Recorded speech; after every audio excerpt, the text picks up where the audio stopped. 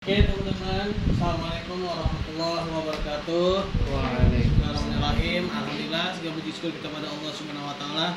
Salawat dan salam pada Nabi Muhammad SAW. Baiklah, pada pertemuan yang ke berapa sekarang? Ke 12 atau berapa? 10 apa ya?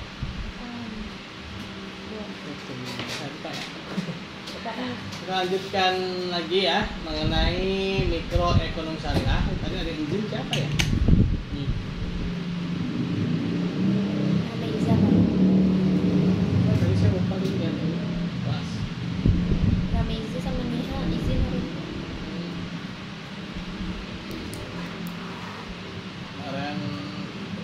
Riba kemarin ya, sampai riba ya.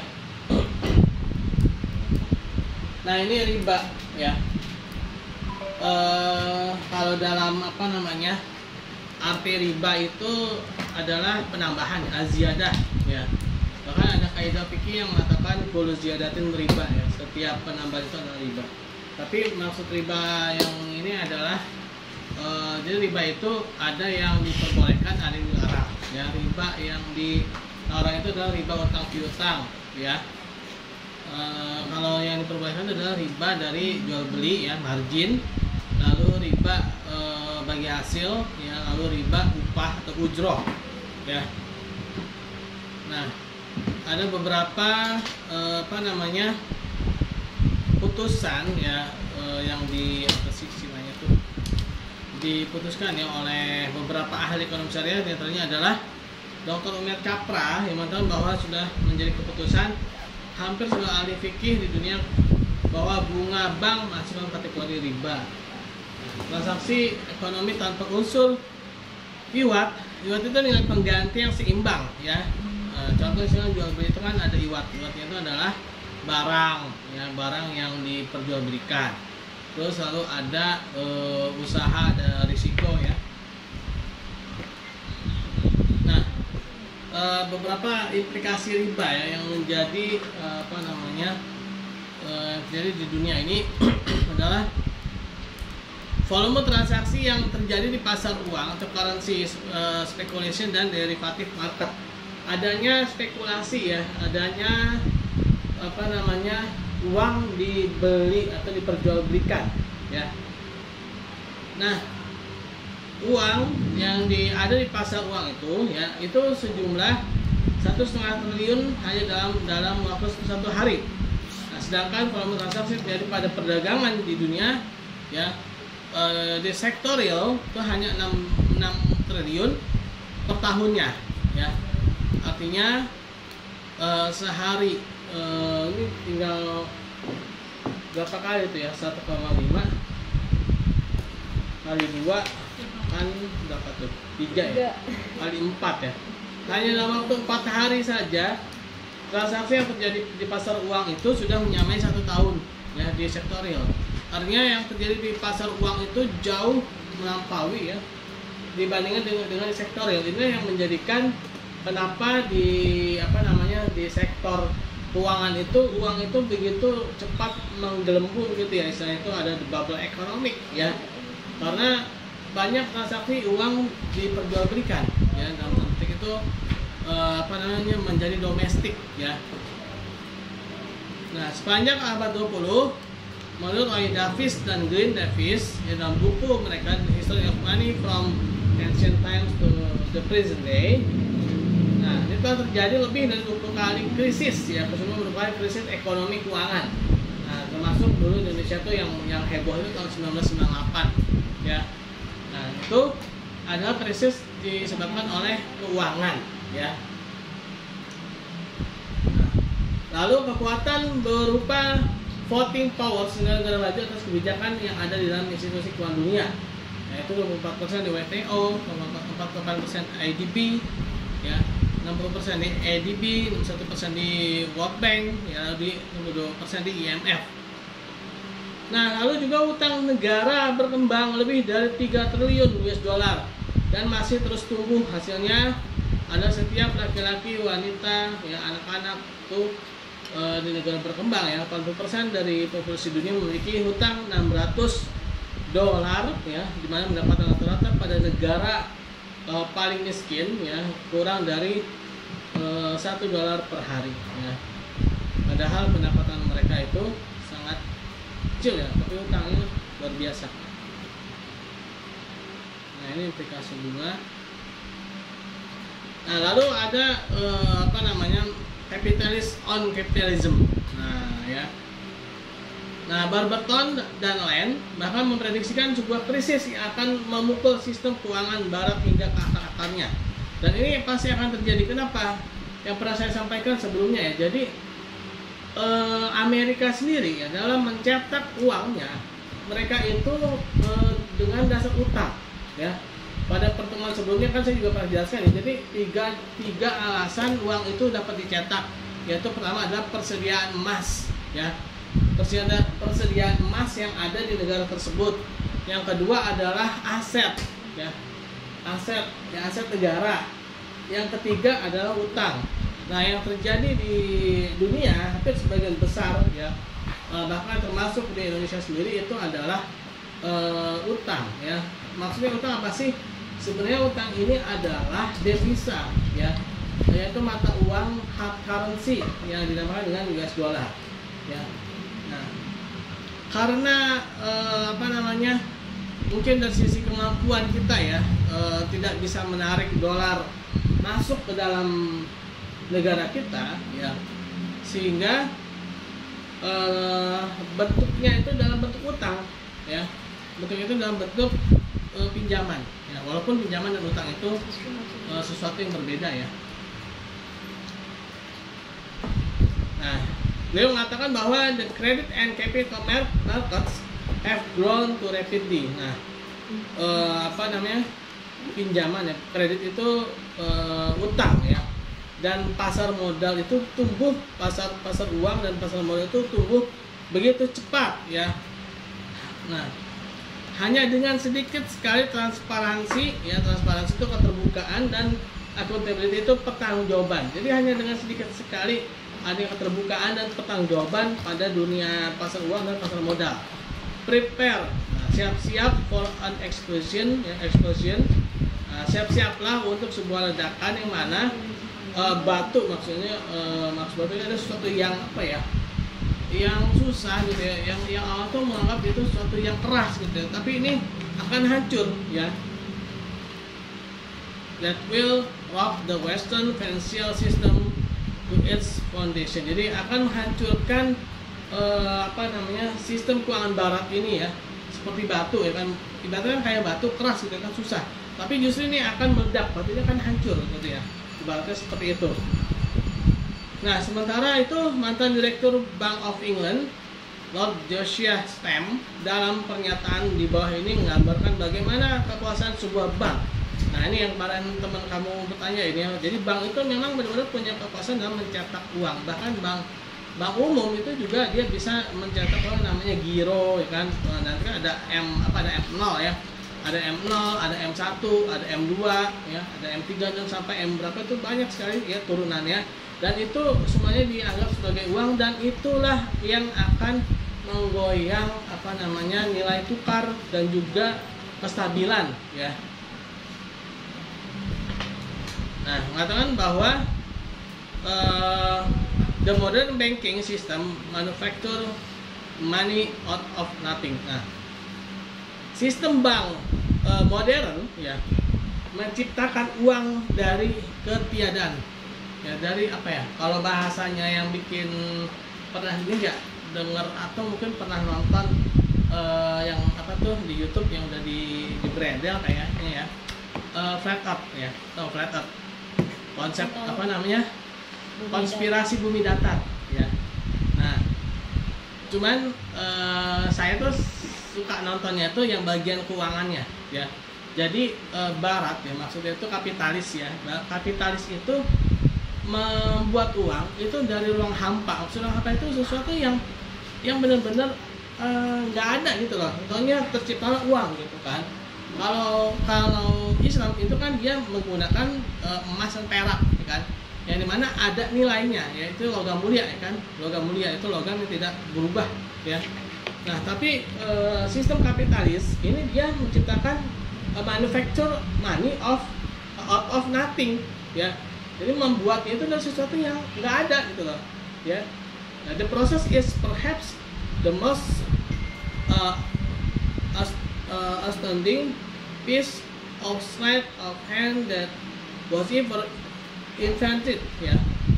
Nah, jadi mungkin prosesnya itu sesuatu yang apa ya, benar-benar apa ya, hanya buatan, hanya dibuat aja gitu ya, menurut dia, ya. Hanya sesuatu yang dibuat-buat gitu, ya. Jadi nggak ada dasarnya maksudnya.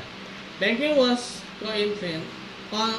conceived ya in inequity and born in sin, ya. Jadi bank itu ya, dia itu apa namanya bisa apa ya istilah itu kalau bahasa, dia tuh bisa berbuat seenak aja gitu loh buat bikin uang itu gitu kan ya. Jadi bahasa itu bank itu ya, dia bisa membuat uang itu sekehendak hati dia gitu ya. Walaupun mungkin itu bank umum ya, yang dimana bank umum tadi itu kan dia bisa bikin giro, walaupun bank umum itu nggak bisa bikin misalkan nih mencetak kalau di Indonesia kan rupiah ya kan nggak boleh tuh, karena itu adalah haknya bank apa namanya BI ya kan, untuk mengatur jumlah uang yang dicetak dan uang yang ditarik kan ranahnya Bank Indonesia ya kan. Tapi kalau untuk yang tipikal yang turunan itu M1 mungkin ya, itu giro ya kan, mata uang giro dan sebagainya itu bisa aja ya. Dan itulah yang dijadikan standar ya untuk membuat uang. Contoh misalkan gini, kalau teman-teman pernah lihat, ini udah dihapus tuh akunnya si bos Darling ya, yang bikin konspirasi bumi datar itu ya. Tapi yang bagian keuangan ya. Nah, uang ya, ketika ada seorang nasabah dia membawa misalnya taruhlah 100 US dollar. Ini ada sebuah lembaga perbankan.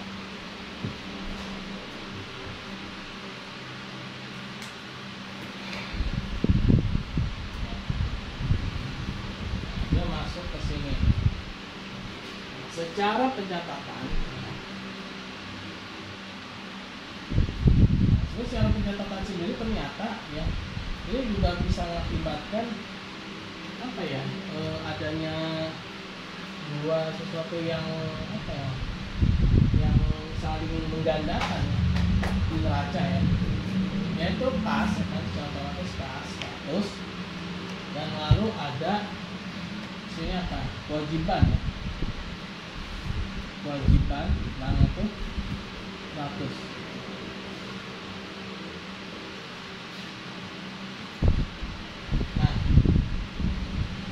Kalau teman-teman pernah lihat tuh di websitenya itu ya, jadi ujung-ujungnya ya uang yang masuk ke bank sendiri ya, ketika kita naruh itu di di dalam sistem ya, dia akan minimal nih dia udah 2 kali nih, walaupun secara akuntansi memang bisa diterima ya, tapi ternyata secara faktanya nanti ternyata uang itu ketika dicatat seperti ini ternyata dia sudah 2 kali lipat ya.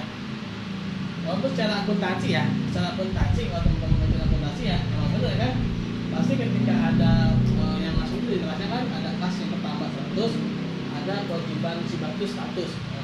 Tapi nantinya ini ternyata bisa berlipat-lipat ya, dengan sistem seperti ini yang sistem yang sederhananya seperti itu ya. Intinya sebenarnya si Barberton dan lain ini dia pengen bilang, Lord Josiah Stem ya, si Lord Josiah Stem, dia pengen kasih tahu kalau bank itu sendiri sebenarnya sistem yang menciptakan uang itu dari uang hampa, atau bisa dengan mudah dia bikin uang gitu kan.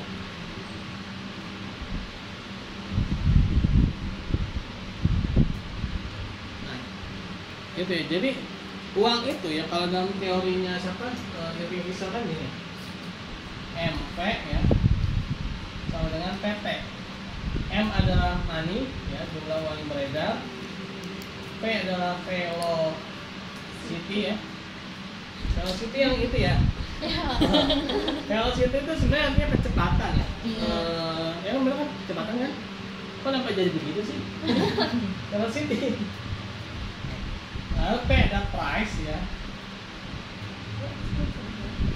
P ada trade ya.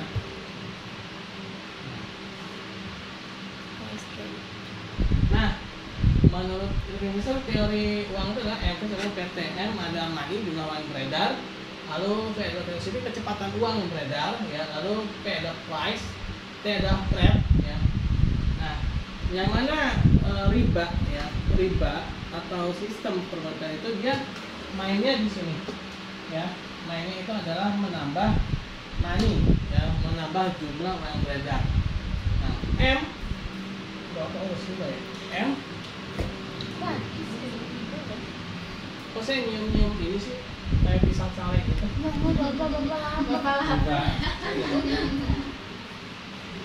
Biasanya sale itu kalau menjelang lebaran banyak yang jual ya. Iya Pak. Nah, di mal-mal itu ada sale 30%, yang sale 70%. Itu sale Bapak. Bukan yang jual pisang sale situ. Bapak itu menurut siapa Pak? Hah? MV sama dengan PT menurut Irving siapa? Fisher ya. Ya. Siapa Pak? Irving. Maaf itu PPT-nya halaman berapa ya? Oh iya, 42 ya. 42. Capitalism on Capitalism. Iya. Irving Fisher ya, taruh ya, saya tulis. Irving Fisher. Menurut siapa? Nah, ya. Ini ada belum? Nah, edisi ya. Belum. Nanti dikasih tahu. Meminta kan? Kamu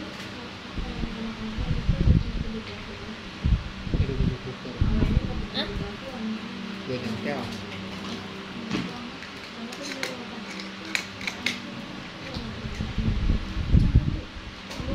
Enggak di bawah.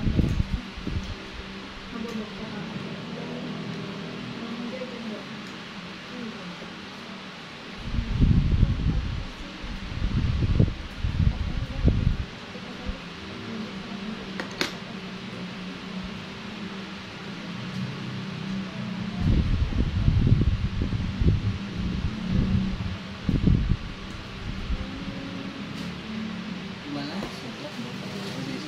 Hah? Oke, mungkin saya sedikit lanjutkan ya sembari menunggu Aziz sedang mengisi sapi dong ya. Sapi yang bisa memberikan tulisan ya, yaitu sapi dong. Ya. Ada iya. Ada lagi sapi yang bisa merayap di dinding ya. Itu sapi dan map. Nah, M ya sama dengan PT dibagi dengan V ya. M ya kan, kalau jadikan rumus ya, M itu sama dengan price trend ya, dibagi dengan velocity ya. Nah, secara alamiahnya ya, M itu ada jumlah uang ya yang ada di suatu negara, suatu wilayah ya. M itu dia akan berpengaruh pada price ya. Ketika velocity dan trade itu nggak jalan ya, biasanya tuh kalau M itu bertambah tapi tanpa adanya kecepatan uang yang beredar ya, trade juga tidak berjalan, dia akan berpengaruh pada price. Makanya semakin banyak uang itu justru kalau tidak ada transaksi ya, itu justru malah menaikkan harga atau menjatuhkan nilai mata uang itu sendiri ya, ketika uang itu terlalu banyak diproduksi ya. Nah, ini ya, apa namanya ini adalah teori moneter ya, teori keuangan ya. Jadi kalau misalkan ada ngomong moneter, itu adalah teori keuangan ya.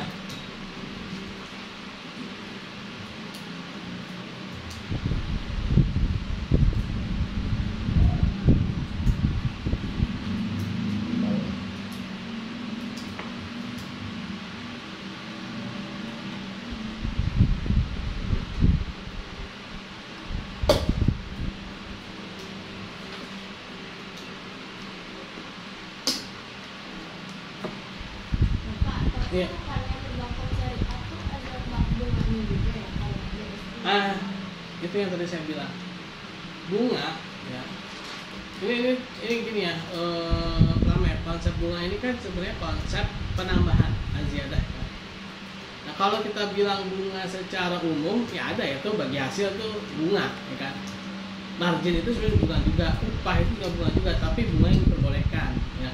Tapi yang kalau yang dimaksud bunga di sini ada bunga yang dilarang, yaitu bunga akibat dari utang piutang ya. Itu mungkin perlu dikaji lagi lebih dalam ya. Perlu periksa lagi lebih teliti ya. Apakah benar gitu kan? Nah, yang jadi pertanyaan itu sebenarnya transaksi yang dilarang itu bukan cuma bunga ya, tapi ada juga seperti goror ya kan, terus maisir, terus apalagi misalkan ada namanya itu two in one ya, dua akad yang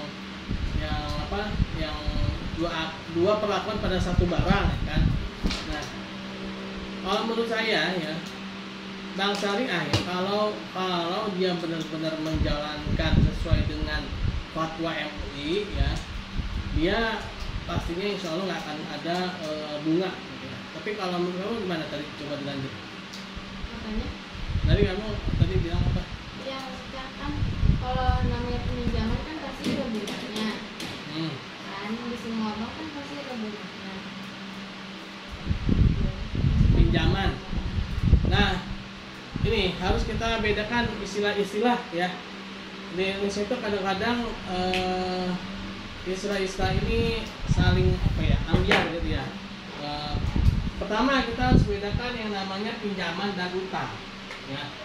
Pinjaman dan utang.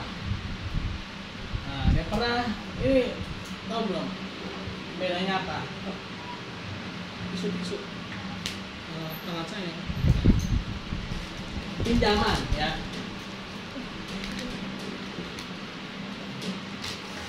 Pinjaman itu ya, ketika kita, nah kalau ini namanya saya meminta ya, bukan pinjam tisu ya. Kalau pinjam tisunya harus utuh, awet ya. Nah kalau ini minta, makanya kalau teman-teman misalkan pinjam tip X-nya dong, berarti apa? Minta kita. Ya berarti tip X-nya nggak boleh dipakai, kan minjem. Ya. Kayak gini, misalkan berapa nih ya? Satu mungkin nah ini ada uang 10.000 ya. Nah misalkan ini 10.000, kalau minjem ya kan, misalkan terbalik ya, harusnya saya ini, jangan saya ini. Mungkin Ajis ya, saya Ajis. Kamu bawa uang berapa Ajis? Pinjam ya. Ini orang ada. Ya. Nah, nggak apa-apa ya. Nah ini saya kalau minjem gini, pinjem ya kan. Nah ini saya kembaliin, itu pinjem namanya ya. Jadi nggak berubah ya. Makanya itu nggak berubah, apa yang tadi di awal itulah yang akhir ya. Makanya kalau motor ya kan, jadi bahasa gini, kalau mau pinjam motor, saya pinjam motornya dong dan saya meminta bensinnya ya gitu. Karena kenapa, kalau kita cuma bilang pinjam motornya dong, berarti bensinnya harus utuh ya, dan nggak boleh berubah sedikit pun, dan bensinnya harus sama dengan apa yang pertama kali dipinjam ya. Walaupun mungkin bisa jadi kita isi ulang ya kan, bensin penuh deh gitu kan. Ya. Nah kalau utang ya, misalkan nih tadi Ajis nih ngasih ke saya 2.000 kan. Nah itu 2.000 tadi saya bisa menggunakan, artinya apa? Kalau utang itu ada perpindahan kepemilikan ya. Kalau pinjaman itu tidak ada perpindahan kepemilikan. Nah pinjaman boleh dikomersilkan ya, tapi kalau utang tidak boleh dikomersilkan. Makanya sekarang itu ada namanya pinjol, pinjaman online ya.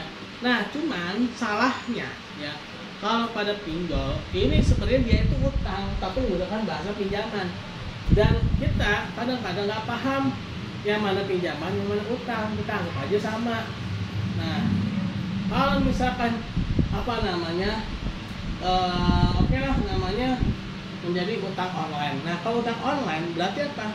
Dia tidak boleh ada komersil, tidak boleh ada lebihan yang dibayar karena dia utang ya. Tapi kalau pinjaman dia boleh. Tapi kalau pada kasus pinjol dia kenyataannya adalah utang tapi menggunakan istilah pinjaman. Nah, betul kan? Sama pinjaman di bank konvensional, ya kan? Bank konvensional ketika kita minjem uang, apakah uang yang kita pinjam itu ketika kita mengembalikan itu apakah uang yang sama? Kan uang yang berbeda, ya kan? Berarti sebenarnya kita udah menggunakan uang yang itu, udah ada perpindahan kepemilikan kan? Kalau seharusnya kalau dalam pinjaman itu nggak boleh. Kayak kita minjem motor Mio, kan balikinnya Mio, nggak mungkin balikinnya Vario, ya? Nah, enak amat.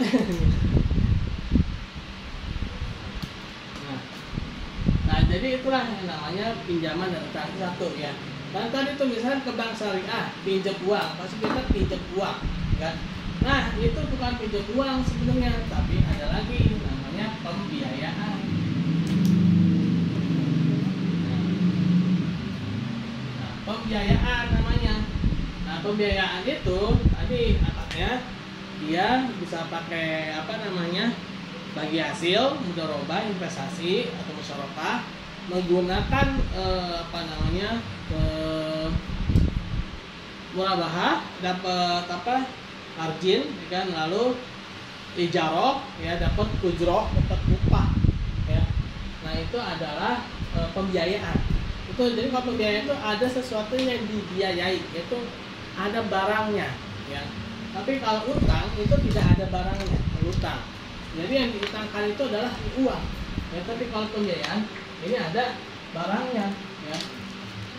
Nah, ada barang yang tercipta atau ada barang yang pindah, gitu ya. Ada usaha, ada ikhtiar.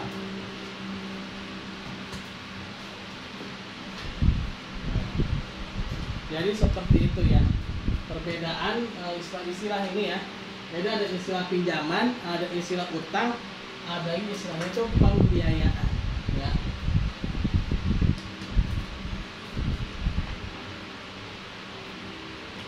Gimana?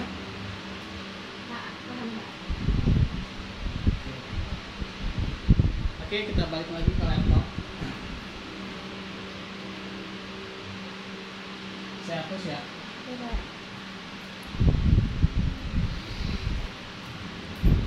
Tadi kan kita bicara tentang moneter ya. Moneter itu adalah sektor keuangan. Nah, pada teori Fisher itu uang itu adalah price kali trade ya, harga kali dengan tentu perdagangan ya dibagi dengan kecepatan, ya, kecepatan uang beredar atau velocity. Nah, itu adalah uang. Itu adalah moneter atau sektor keuangan. Nah, moneter dalam banyak buku teks ya tentang ekonomi moneter didefinisikan sebagai uang ya.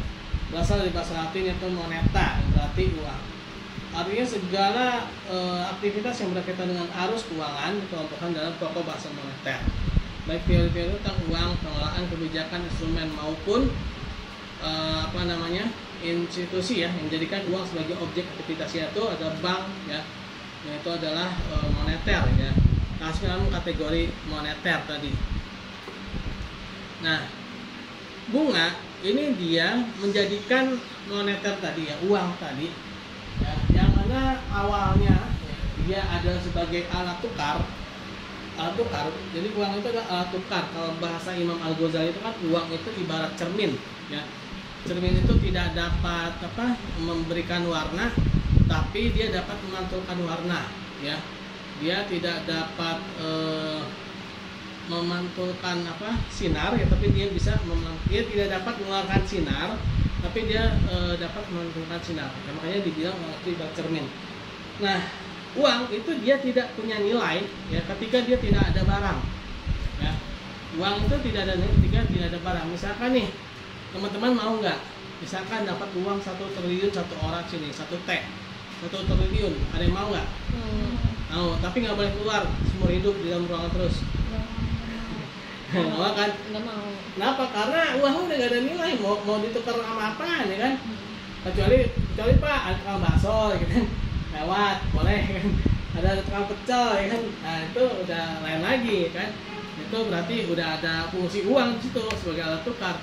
Tapi kalau uang tok gitu ya, nggak ada barang ya kan, nggak ada jasa, ya jadi jatuh kan ya kan, ya bahkan mungkin ketika jangan uang ya, ketika emas ya, emas sekalipun ya, kalau misalkan tadi itu ya teman-teman kalau misalkan tadi kekurung sini, tapi teman-teman punya emas berkilogram di dalam sebuah ruangan, tapi nggak bisa diapa-apain masih sama juga, nggak ada nilainya juga kan masih kan.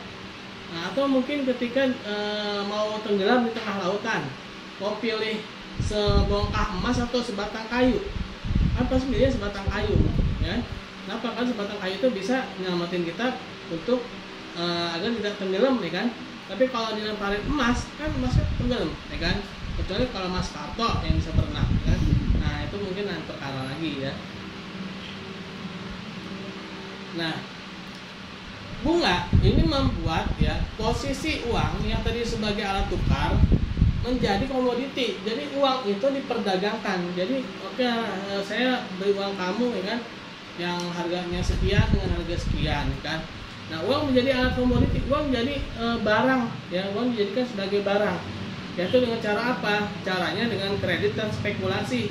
Misalnya kredit, misalnya dari itu saya pinjem, saya utang 1 juta, nanti deh jadi 1.200.000. Nah itu apa? Kredit ya kan, dengan cara utang piutang tadi. Nah atau spekulasi ya kan, main judi ya, salah satu judi ya kan, kayak. Nah uang tadi ketika dispekulasi di perjudian kan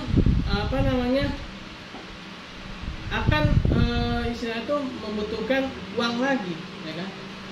Pernah tuh teman dari teman saya, dia mau minjem uang 10 juta gitu kan. Ternyata dia kena itu judi ya, dulu itu namanya judi Singapura ya, kalau sekarang mungkin judol namanya ya, judi online ya. Nah dengan iming-iming dia kan mengembalikan itu lebih, kita lebih balik lebih deh jadi 11 juta gitu kan. Untungnya teman saya nggak ngasih gitu, ternyata dia ini kalah judi dia ya.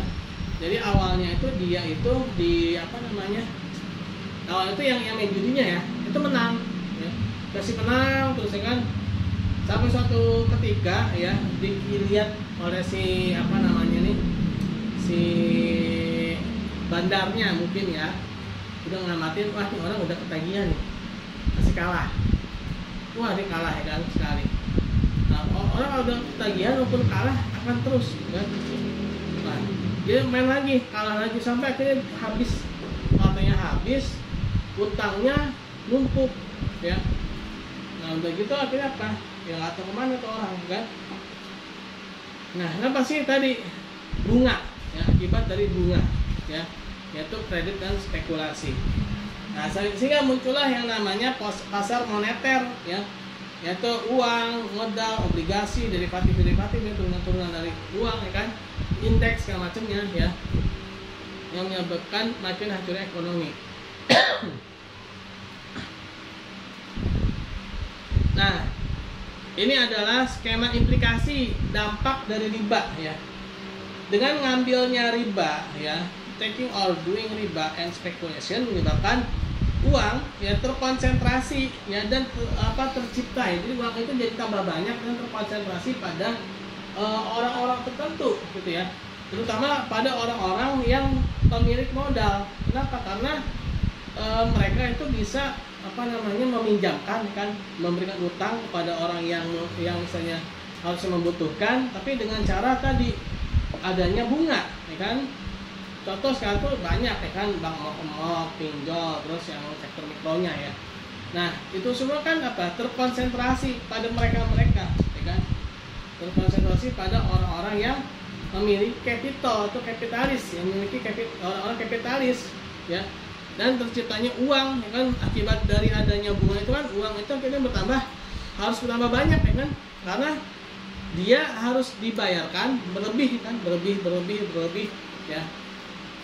Nah dengan banyaknya bunga itu ya, maka orang akan jadi males ya, ngapain juga kerja, yang ngapain juga misalkan buka warteg atau mungkin buka apa gitu ya, warung kan, mendingan saya di rumah sarungan ya kan, saya tinggal narikin duit gitu kan.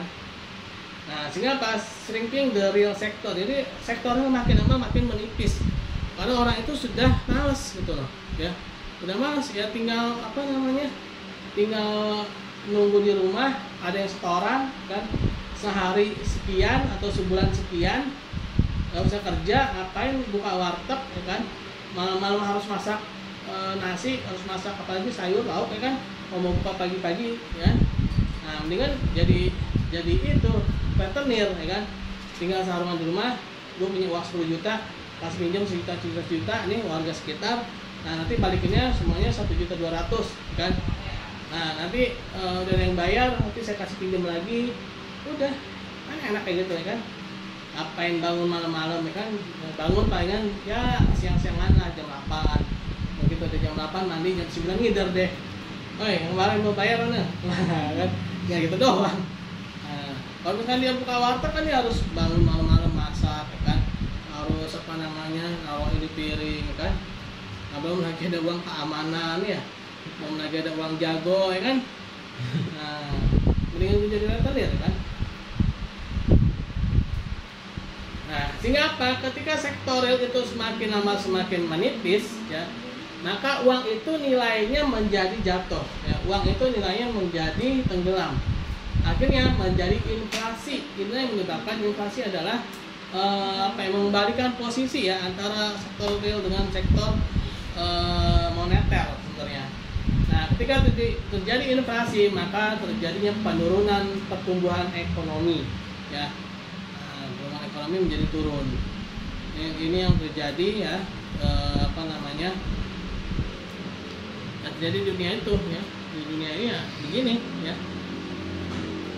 Nah sektoril ya, yang tadinya ada mustahik, ada muzaki ya, dengan adanya korupsi, adanya judi, spekulasi, ada bunga ya.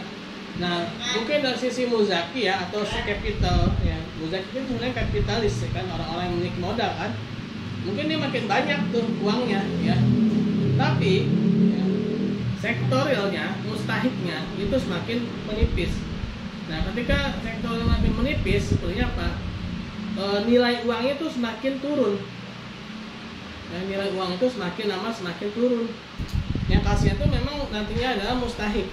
Bagi si kapitalis ya, atau mungkin si muzaki yang tidak bayar zakat itu ya, mungkin dia tidak begitu merasakan, tapi nanti akan ada saatnya ya, uangnya itu justru tidak akan bermanfaat ya, uang itu tidak akan bermanfaat bukan cuma di akhirat tapi juga di dunia. Nah, itu ketika barang dan jasa itu hilang. Nah kalau udah hilang udah kacau tuh dunia ya. Nah ini sektor makin lama makin menipis, sektor keuangan makin lama makin bertambah ya, ada ketimpangan ya, sehingga muncul ketimpangan antara sektor real dan sektor moneter. Nah kalau udah muncul ketimpangan, maka muncullah yang namanya kriminalitas ya, lalu munculnya black market ya, munculnya prostitusi ya, banyak lah ya kan, muncul industri gelap ya, yang mana orang akan mencari jalan pintas ya, pencurian ya, maling ya, itu akan muncul tuh yang seperti itu. Kenapa? Karena mencari jalan pintas ya, mencari cara cepat untuk mendapatkan uang. Jadi begitu ya teman-teman ya. Ada yang mau ditanyakan? Ini Papa belum bilang lagi yang MV bagi PT itu belum. Oh iya, yang PT ya. Iya. MV dalam PT itu adalah teorinya Irving Fisher ya. Fisher itu pemancing ya, pemancing Irving.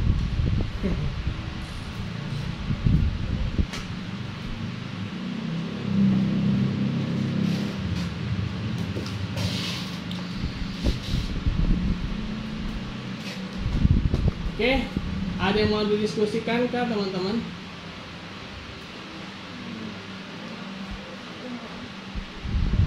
Kemarin tuh habis itu saya tuh ikut Muktamar Ikatan Ahli Ekonomi Islam Indonesia yang kelima di Hotel Grand Sahid ya. Nah, mungkin apa namanya, teman-teman nanti kalau ada kesempatan bisa ikutnya di FOSE ya, Forum Studi Ekonomi Islam ya. Jadi kalau nasional itu namanya FOSE, nanti kalau di kampus namanya AC itu kelompok studi ekonomi Islam. Nggak harus dari apa namanya ekonomi Islam ya, apalagi misalkan masih satu rumpun perbankan syariah ya, itu masih dalam inilah. Bahkan dulu itu ya dari prodi yang benar-benar nggak ada sangkut pautnya kayak apa tuh TI gitu ya, teknik informatika itu ada juga loh gitu. Nah, artinya apa, ini sebenarnya terbuka buat semuanya ya, terbuka buat semua prodi sebenarnya, FOSE, KASE ini. Jadi bisa banyak diskusi-diskusi tentang ekonomi syariah ya, yang mana mungkin nanti bisa kita apa namanya kerjasamakan dengan industri ya, seperti bank-bank syariah. Semoga nanti bisa terlaksana ya. Oke, ada mau bertanya?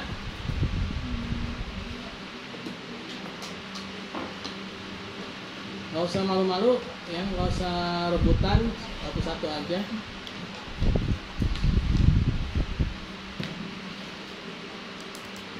Bapak, kan ini pembahasannya waktu itu sih, Bapak kan ada bilang konsep barat itu tidak ada konsep riba karena mereka terlahir dengan latar belakang yang kecewa. Itu maksudnya apa? Konsep barat tidak ada konsep riba. Iya, karena mereka terlahir dengan latar belakang yang Oh, kecewa. bukan tidak ada ini bukan tidak ada riba, tapi tidak ada Tuhan. Konsep barat itu jadi dia konsep yang menganggap Tuhan itu tidak ada, karena mereka terlahir dari kekecewaan ya. Ya sebagaimana sejarahnya dulu kan, jadi gini, ketika ini sebenarnya sejarah ya, ketika kaum rohaniawan itu berkuasa ya, kaum rohaniawan itu dulu itu memegang peranan tertinggi ya, di dalam apa namanya Barat ya, itu Romawi Timur, Romawi Barat. Tapi kalau Romawi Barat kan dia udah runtuh duluan ya, nah, di Romawi Timur ya kan. Nah ketika itu para rohaniawan itu benar-benar memegang kekuasaan tertinggi, sehingga para cendekiawan itu mereka merasa terkungkung pemikiran mereka. Mereka tidak bisa mengungkapkan ekspresi yang bertentangan ya, yang bertentangan dengan pihak rohaniawan. Nah, sekali ada pertentangan itu hukumannya sangat berat, itu hukuman mati ya. Seperti Galilei kan, yang dihukum mati gara-gara punya sudut pandang heliosentris. Sedangkan kalau pihak rohaniawan itu ya adalah geosentris ya, yang mengatakan bahwa bumi itu adalah pusat tata surya. Tapi Galilei itu mengatakan bahwa matahari sebagai pusat tata surya ya. Walaupun kalau sekarang katanya sih lebih berkembang lagi, bukan cuma matahari, jadi ada lagi tuh bintang yang lebih besar lagi ya. Nah, ketika ada perbedaan seperti itu ya, ternyata pihak rohaniawan langsung bertindak sewenang-wenang, itu menghukum mati tanpa ada penjelasan. Nah, ketika itu mereka merasa para cendekia itu merasa benar-benar nggak bisa berpikir gitu kan, karena begitu berpikir dikit takut itu mati kan. Nah, ketika Islam,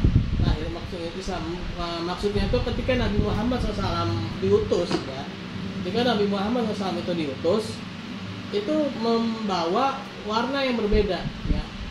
Ilmu dengan agama itu saling beriringan, dan bahkan yang menyebabkan Renaissance itu di dunia barat ya, adanya kebangkitan kembali ilmu pengetahuan di abad ke-17 ya, Renaissance.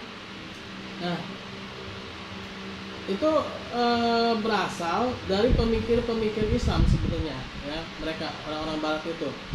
Nah, banyak dari mereka itu yang tadinya istilahnya itu tabu ya dengan ilmu pengetahuan, mereka kembali mempelajari pengetahuan, tapi mereka sudah pernah ada rasa trauma, ya, di dalam hati mereka. Trauma terhadap siapa?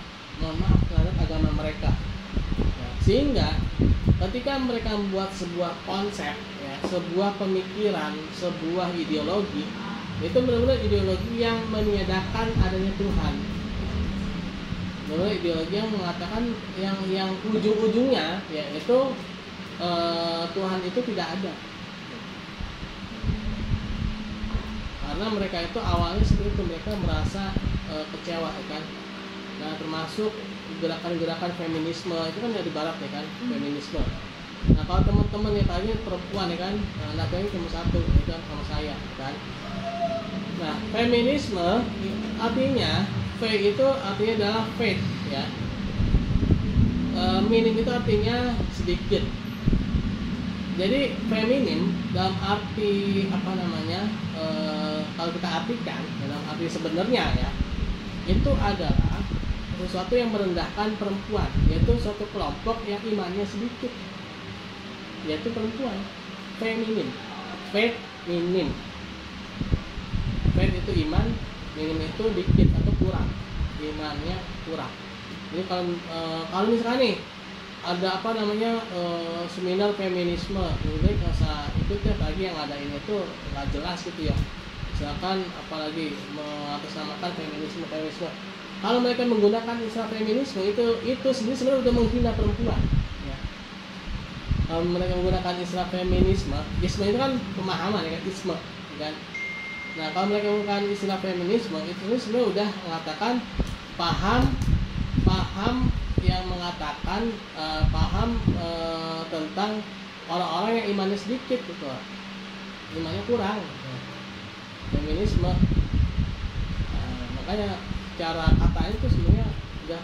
Kenapa sih Barat itu kok begitu apa ya, kalau dibilang itu salah satu yang menjadikan mereka kesal gitu ya terhadap kaum wanita, itu tuh karena mereka ketika mereka sebenarnya percaya juga ya dengan adanya Nabi Adam, ya kan. Mereka tuh percaya juga dengan Nabi Adam, dan mereka juga tahu juga ya bahwa Nabi Adam itu kan keluar gara-gara Hawa, ya kan. Nah, mereka itu ya kesalnya katanya gara-gara perempuan kita ini sekarang nggak ada di surga gitu loh. Padahal kan secara takdir, ya kan, qadarullah, ya kan.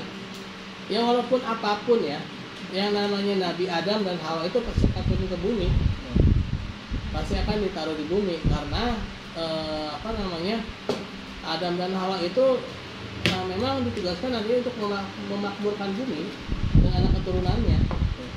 Nah, qadarullah itu lewat Hawa. Nah, bagi orang-orang ini yang nggak paham ini ya, yang gagal paham ini, mereka menyalahkan kaum perempuan. Makanya ketika kaum rohaniawan itu berkuasa, salah satu yang mendapatkan siksaan yang paling berat itu adalah kaum perempuan. Ya. Kalau teman-teman baca tuh di bukunya Pak Dr. Adian Husaini ya tentang penyiksaan-penyiksaan yang dilakukan apa namanya kaum rohaniawan terhadap perempuan itu luar biasa sadisnya, kan.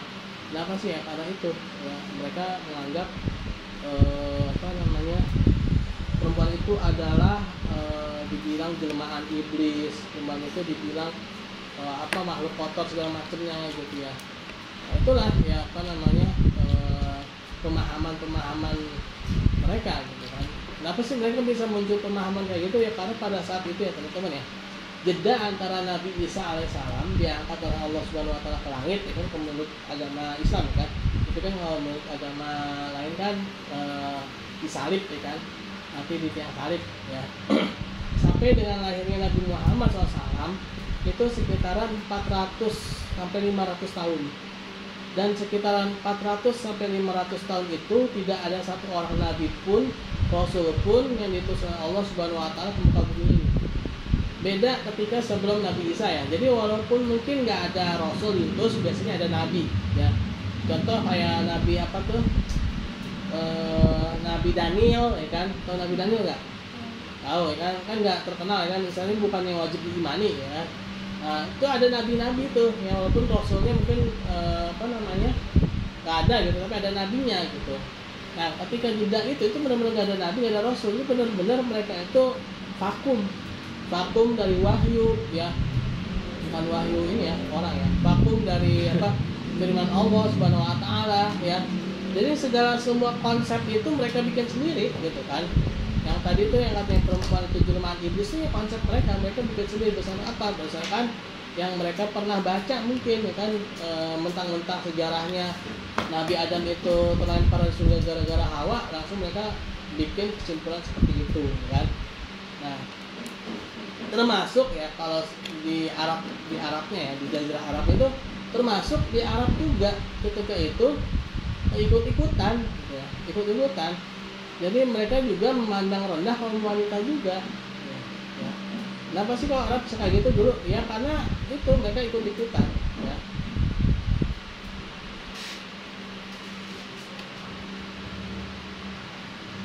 Maka saya mau nanya. Iya. Kan dulu bilang kalau misalnya Arab kan itu awalnya di percetakan uang itu dulu pakai dirham gitu.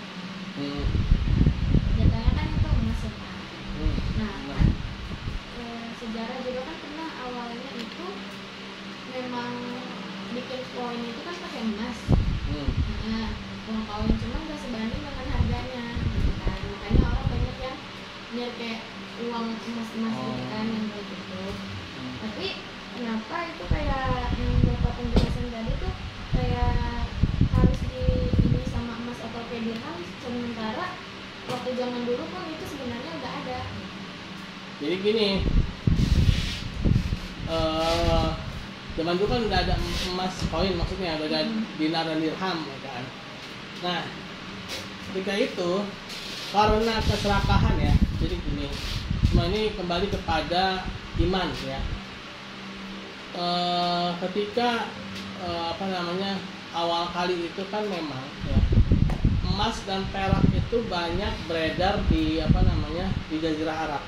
Nah, emas dan perak itu bukan mata uang Arab ya, tapi emas itu mata uangnya Romawi ya, Kaisar Dinarius dan Kaisar Persia ya. Dirham itu dari Persia, perak ya. Tapi banyak beredar di Arab ya, di Jazirah Arab, di Mekah ya. Kenapa? Karena Mekah adalah pusat perdagangan dan juga pusat peribadatan ya. Nah, karena banyak di sana sehingga sehingga identik ya, identik dengan mereka walaupun itu bukan dari mereka. Sampai akhirnya di masa Khalifah ini ya, Umayyah kalau nggak salah Abdul Malik bin Marwan ya. Itu benar-benar Islam itu bikin mata uang emas sendiri ya, di zamannya Abdul Malik bin Marwan kalau nggak salah ya. Nah ketika itu kita udah punya dinar sendiri, jadi bukan lagi dinar Romawi ya. Kenapa? Karena pada satu Romawi itu udah marah-marah lah, udah emosi sama orang Islam. Kenapa emosinya? Sejak zamannya Umar bin Khattab radhiyallahu anhu ya, orang Islam itu udah mulai ngotak-atik dinar. Ngotak-atiknya gimana? Dikasih logo Islam, misalkan kasih kalimat syahadat, dikasih apa gitu kan.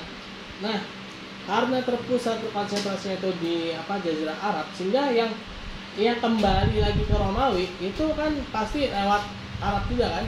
Banyak orang-orang Romawi itu ketika mereka mendapatkan dinar mereka itu ternyata ada logo ya, ada logo dua kalimat syahadat. Nah lama kelamaan si Kaisar Romawi ini kesel, marah-marah. Ini kalau kayak gini kata si Kaisar Romawinya, ini lama-lama ini dinasti Islam saya hancurin gitu kan. Nah, ketika di zamannya Abdul Malik bin Marwan ditanggepin sama Abdul Malik bin Marwan, ya udah kalau kayak gitu kita bikin dinar sendiri. Nah, ketika di zaman Abdul Malik bin Marwan itulah maka dinar itu benar-benar dari Islam ya. Nah, justru dinar yang dari Romawi istilahnya apa ya, tersingkir lah. Kenapa? Ya pusat perdagangannya dari kita gitu kan. Yang namanya pusat industri dari kita ya, pasti banyak yang berputarnya di Arab gitu kan. Nah terus sampai akhirnya ya lepas dari dinar dirham itu milik siapa gitu ya, terus berkembang uang emas sampai akhirnya manusia itu sendiri mungkin bagian dari orang Islam itu sendiri, kaisar-kaisar dan para dinasti Islam sendiri juga mulai ada rasa tamak juga ya, rasa rakus kekuasaan, rakus harta ya kan, sehingga apa, mereka berfoya-foya ya, sehingga mereka butuh uang lebih banyak ya, mereka butuh uang lebih banyak, sedangkan emas dan perak itu tidak sebanyak yang mereka inginkan. Akhirnya muncullah yang namanya uang kertas ya kan. Nah, pada saat zamannya Bani Mamluk, bukan uang kertas tapi uang tembaga ya. Kalau uang kertas itu dari Cina ya, ternyata Cina itu yang pertama kali menggunakan uang kertas ya. Nah, kalau uang tembaga itu dari Bani Mamluk ya, yaitu Bani Mamluk itu masa Turki ya, Turki. Nah, dinamakan dengan uang fulus ya. Fulus itu uang selain dari emas dan perak, yaitu uang dari tembaga ya. Nah, fulus ya, itu ada fulus abang manfus ya. Nah, uang fulus ini menjadi dominan. Kenapa? Karena ya, yang namanya manusia pasti sukanya terhadap yang baik-baik dan tinggalkan yang buruk-buruk ya kan. Emas itu kan baik kan, bagus kan, ditahan sama apa namanya orang Islam, termasuk orang Islam ya. Yang banyak beredar tuh uang fulus, uang tembaga semua ya. Sampai akhirnya Ibnu Taimiyah itu mengatakan uang yang kualitasnya buruk bisa mendorong keluar uang yang kualitasnya baik. Nah, kalau kata si Gresham, the bad money driven out good money. Uang yang kualitasnya buruk itu bisa menggeser keluar uang yang kualitasnya baik. Jadi ketika ada uang yang kualitasnya jelek, itu akan lebih cepat beredar di masyarakat dibandingkan dengan uang yang kualitasnya baik. Kenapa? Karena yang baik-baik itu ditahan sendiri ya, yang buruk-buruk itu disebar kan.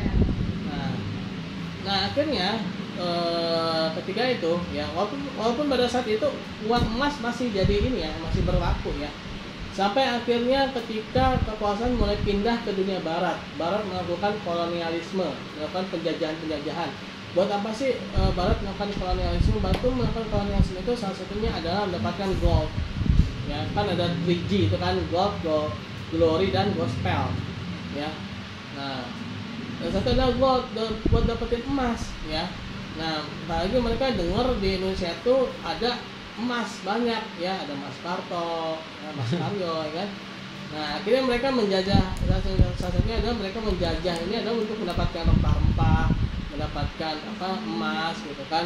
Buat apa sih? Ya agar mereka bisa mencetak uang ya, agar mereka bisa berfoya-foya. Ternyata begitu mereka berhasil mengambil emas dari negara lain, yang terjadi sebaliknya, mereka malah inflasi ya.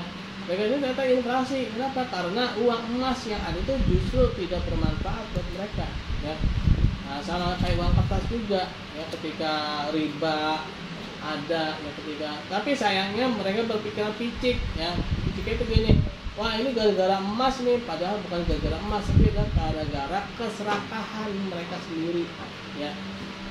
Akibat dari keserakahan mereka sendiri, akhirnya apa, dibuatlah sistem Bretton Woods ya, mata uang itu dilepas dari standar emas ya. Nah, muncullah uang-uang fidusia seperti sekarang ini kan, uang-uang kertas ya. Nah, ini lebih parah lagi. Kenapa? Karena begitu mudah dibuat ya kan? Dengan hanya modal berapa ya, bisa jadi uang yang nominal berapa. Terus itu Bapak, kan kalau misalnya cetak uang kan, misalnya contoh uang 100.000. Nah, uang 100.000 kan dicetak kan, pasti kan kalau mau mencetak kan pasti ada dananya kan. Nah, sedangkan kalau di yang beredar kan satu lembar 100.000 itu kan 100.000, ngerti nggak sih Bapak? Ngerti. Nah, terus kalau sistem produksinya itu misalnya harga jual uang itu misalnya 3 miliar, tapi sebenarnya tuh harga produksi itu cuma 1 miliar. Nah, 2 miliar itu bagaimana Pak? Saya pernah dapat penjelasannya gini ya, kalau di Indonesia ya, tapi kalau di negara lain itu jadi apa namanya, itu namanya itu seigniorage. Seigniorage itu adalah selisih antara nilai nominal dengan nilai intrinsik. Nilai intrinsik uang itu adalah nilai pembuat. Jadi uang 100.000 itu untuk menjadi 100.000 itu ternyata nggak sampai 100.000, mungkin cuma 50.000 ya, atau mungkin cuma 60.000 ya. Nah, itu misalnya sisinya 40.000. 40.000 itu namanya seigniorage. Ya, seigniorage itu misalnya ini ya,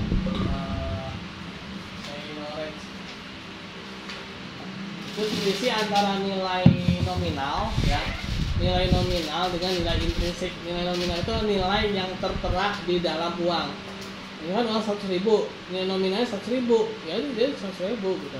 Tapi kalau nilai intrinsik 100.000 ya, itu belum tentu 100.000 ya, bisa jadi cuma 60.000 atau 50.000 ya. Nah itu selisihnya itu namanya seigniorage.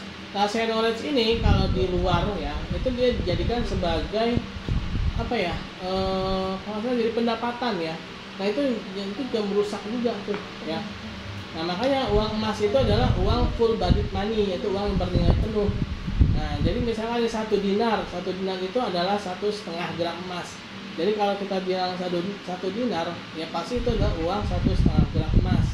Nah ketika ada barang seharga setengah dinar ya, kalau menggunakan mata uang dinar emas dan perak ya yang masih murni ya, maka ada sejarahnya tuh. Ali bin Abi Thalib itu ya, radhiyallahu anhu, itu pernah membeli barang yang harganya setengah dinar ya, padahal dia pakai uangnya 1 dinar itu dengan cara dipatahkan, ya dipatahin doang itu udah tinggal tukar. Nah kalau kita kan nggak bisa, misalkan ada uang 10.000 nih, ada harga barang 5.000, jangan disobek ya, nggak laku ya, karena itu bukan full bodied money, itu adalah uang fidusia, uang kepercayaan. Caranya udah ditukerin ya kan. Nah, jangan coba-coba ya kan, kita naik Gojek nih ya kan. Kemarin tuh saya tuh naik ojek ya kan, ininya 13.000 ya kan, dari 13.000. Nah saya punya uangnya 15.000 ya kan. Itu kalau misalkan full bodied money itu bisa saya patahin gitu kan, timbang 3.000-nya gitu kan. Nah tapi karena uang kertas yang mau saya harus jajan dulu, saya tukerin dulu kan, ini recehan ya. Nah nggak bisa juga saya sobek nih bang, rek ya kan, ini kan 5.000 nih, jadi saya sobek 3/5 ya bang, nggak laku deh. Nah jadi kayak gitu ya. Itu ininya negara ya. Iya. Tapi kan kalau kayak gitu, kalau cetak uang jadi inflasi sama aja. Iya, makanya jadi inflasi. Berarti muter-muter doang ya negara sini. Iya. Ya, makanya itu dikatakan sebagai satanic finance ya, sistem keuangannya setan yang menyenyaratukan ya, menyenyaratu ya, memiskin lah.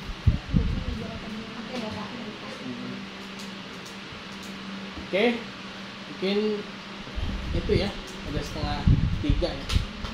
Kita tutup dengan baca hamdalah, alhamdulillahirabbil alamin, dan doa subhanallahumma wa bihamdika asyhadu an la ilaha illa anta astaghfiruka wa atubu ilaik. Assalamualaikum warahmatullahi wabarakatuh. Waalaikumsalam. Oh ya, absennya belum ya? Iya, Pak. Dari Kak 27